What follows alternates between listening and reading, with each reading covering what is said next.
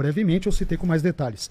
Grande devoto de Maria, São Bernardo de Claraval, não a aceitava por considerá-la incompatível com a universalidade do pecado original, ou seja, a perspectiva chamada protestante. E aqui tem outro elemento importante, padre, e eu acho que bem delicado também, que eu vou citar, e eu vou pegar um gancho porque envolve a adoração a Maria. Eu não vou citar com detalhes porque eu não vou ter tempo, né? Mas, por exemplo, quando nós pegamos a veneração das imagens sagradas no 4º concílio de Constantinopla, que é o 8º concílio ecumênico e que se dá na sua 10ª sessão, ali 869 a 870, isso está na obra do Compêndio dos Símbolos, Definições e Declarações de Fé e Moral da Paulinas e da editora Loyola, editoras católicas. Tem algo aqui que assusta os protestantes. E é por isso, por exemplo, que muitos protestantes vão falar, tá vendo? Católico é idólatra. Por quê? Por causa de textos como este que eu vou ler, entre outros. Então eu vou ler aqui. Tem aqui o texto latim, o texto grego, eu vou ler em português bem rápido aqui, qualquer coisa me corte. Vamos lá.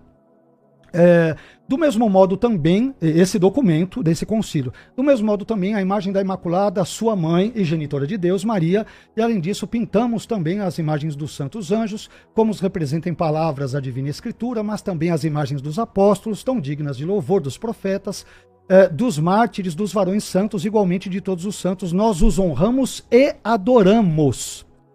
É o que diz. Qual é a palavra grega? Texto, aqui a palavra grega, eu estou lendo uma recensão que é latina. Ela vai dizer honoramos et adoramos. Eu vou citar já a grega. Eu vou citar agora a recensão grega. Citei primeiro a latina. Eu vou citar rapidinho para não pegar o seu tempo, tá, padre?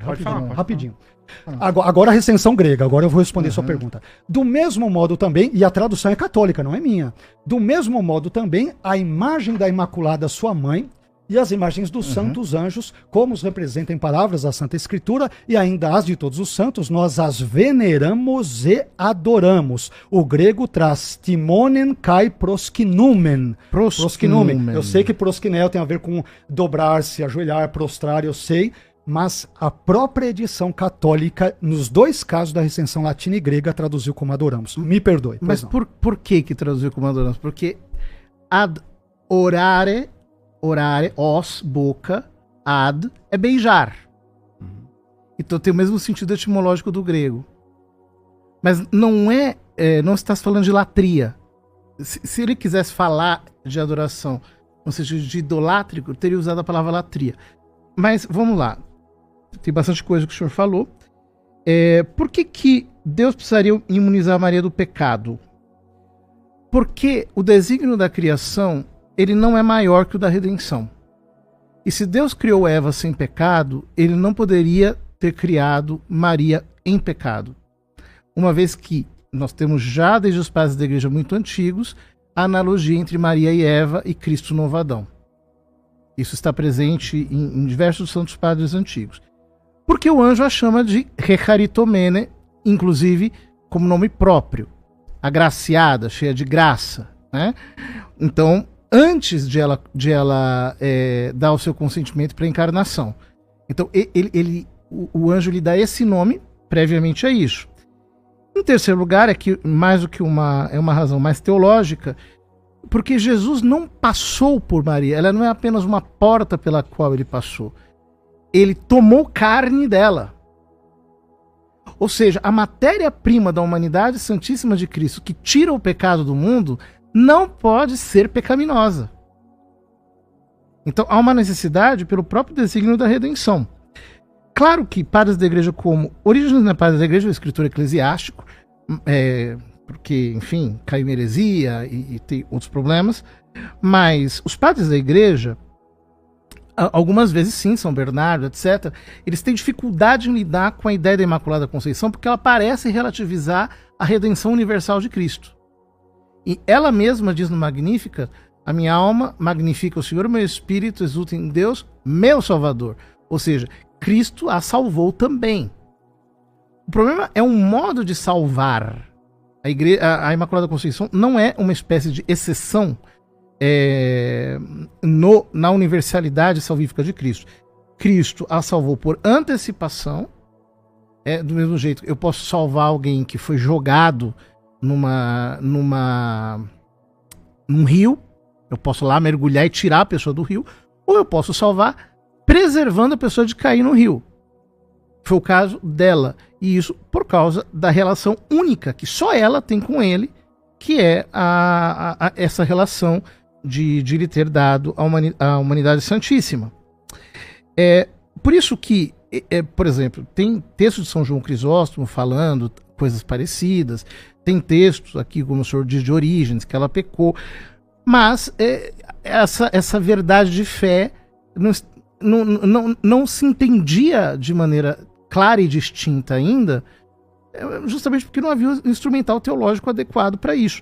Digo mais, um dos maiores teólogos da Igreja Católica, que é São Tomás de Aquino, ele não aceitava a Imaculada Conceição, porque ele a entendia como se fosse uma exceção à universalidade salvífica de Cristo. Foi depois que, por exemplo, o senhor citou São Bernardo, que fala do antes e do depois. Foi depois que São Bernardo,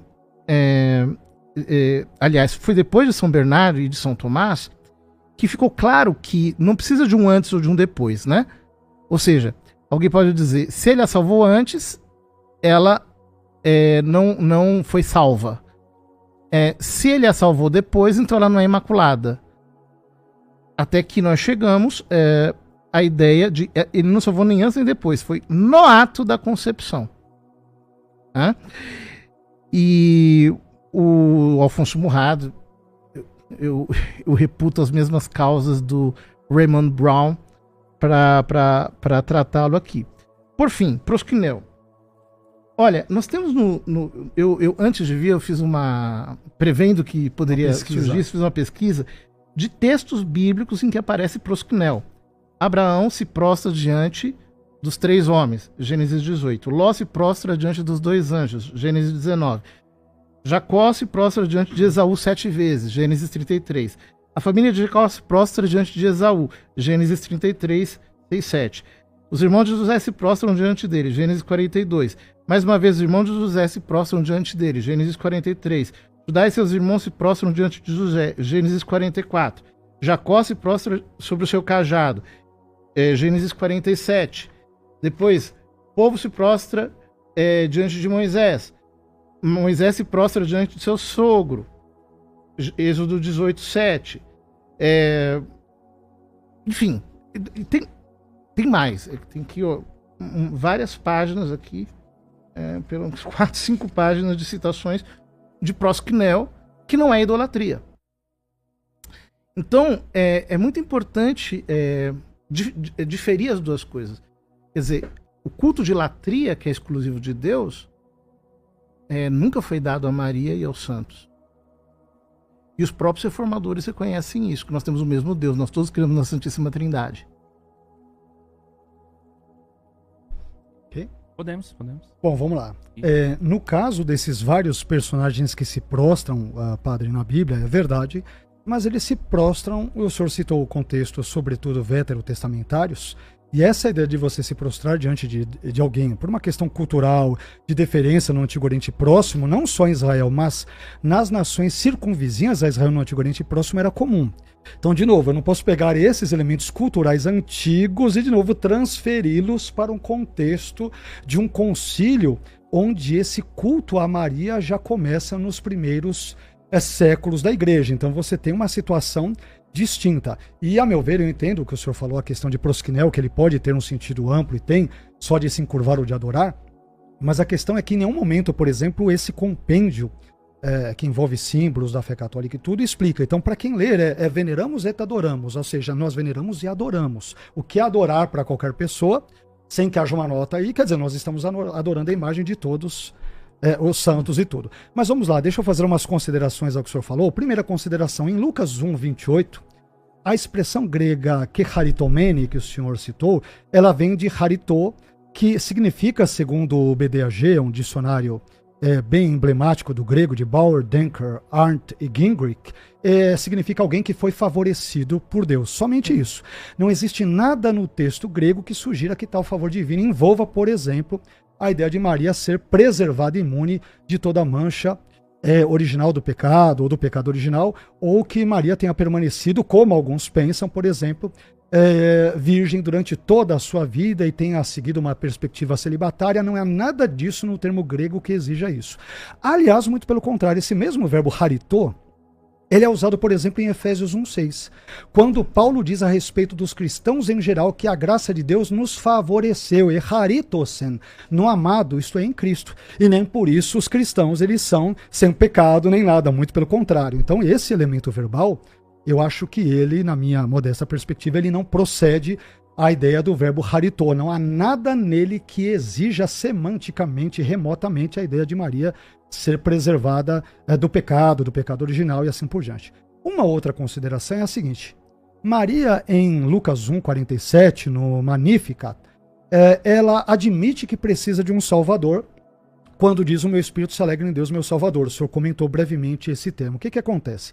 Aqui o termo grego para Salvador, ou seja, soter, ele aparece mais uma vez apenas no Evangelho de Lucas, que é Lucas 2,11, quando é dito, por exemplo, pois na cidade de Davi vos nasceu hoje o Salvador, soter, que é Cristo o Senhor. Então aqui o substantivo Salvador, ele possui um sentido teológico redentivo, ou seja, Deus salva os pecadores dos seus pecados, o que evidentemente também inclui Maria nesse sentido.